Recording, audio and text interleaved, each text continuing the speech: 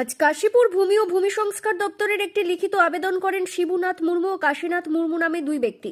এদের মূল অভিযোগ হলো এদের স্বর্গীয় দাদু দুবরাজ মাঝি নামে যে পৈতৃক জমি রয়েছে সেই জমিটি তাদেরই এলাকার কিছু ব্যক্তি জবরদখল করেছে বলে প্রশাসনের নিকট দ্বারস্থ হয়েছে।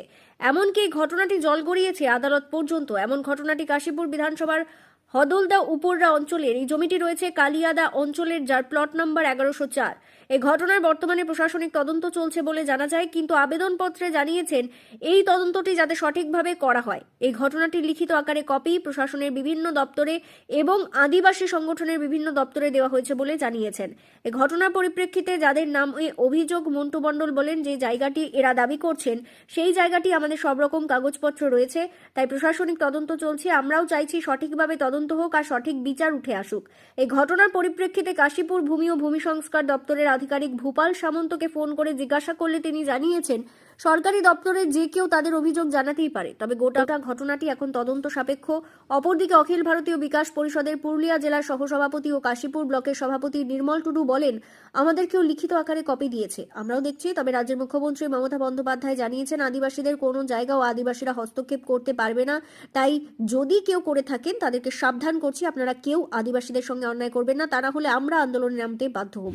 আমরা বিএলও স্যার এখানে এসেছিলাম যে কালিয়াদা মুরজাতে পূর্বপুরুষ থেকে আমার দাদু একটা জায়গা ওরা ভোগ দখলে আছে, সেই জায়গাতে কয়েকজন ব্যক্তি মন্টু মণ্ডল, অরুণ মণ্ডল, জীবন কুম্ভকার ওরা বাড়ি বানানোর চেষ্টা করে।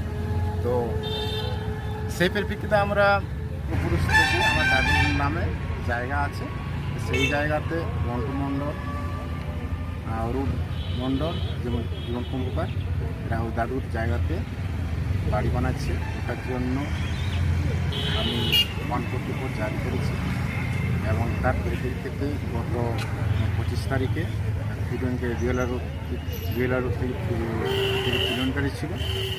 তো এগুলোর সাথে দেখা করতে এসেছিলাম যাতে স্বচ্ছভাবে এবং সঠিকভাবে এসডিএম অফিসে যাতে রিপোর্টটা দেওয়া হয়, ওটার জন্য জেলার সাথে। আপনারা কি আদালতের দ্বারস্থ হয়েছিলেন? হ্যাঁ, আমরা আদালতের দ্বারস্থ হয়েছি। তো আদালতের আদালতের কি গল্প আছে? গল্প বলতে এখন আমরা 144 জারি করেছি। আচ্ছা, তো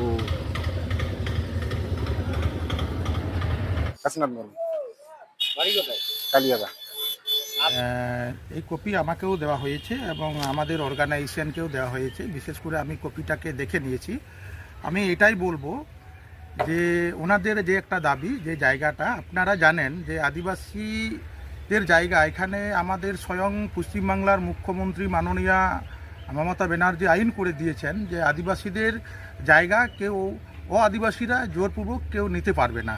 এর থেকে আর আমি আর কি বলবো। এখানে ওনাদের যে দাবি, ওনারা এটা একটা দাবি করেছেন যে যেই সঠিক তদন্ত হোক, আমিও এটাও চাই যে সঠিক তদন্ত করে রিপোর্টটা যাতে পেশ করা হয়। আমার নাম নির্মল টুডু, অখিল ভারতীয় আদিবাসী বিকাশ পরিষদ পুরুলিয়া জেলার ভাইস প্রেসিডেন্ট, আর কাশীপুর যে ব্লক সেই ব্লকের আমি প্রেসিডেন্ট।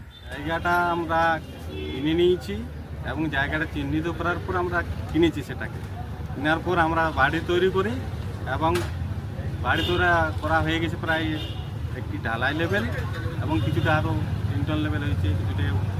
তারপর কিছুদিন পর তারা একটা অভিযোগ করে, সেটা আদালতে তদন্ত চলছে।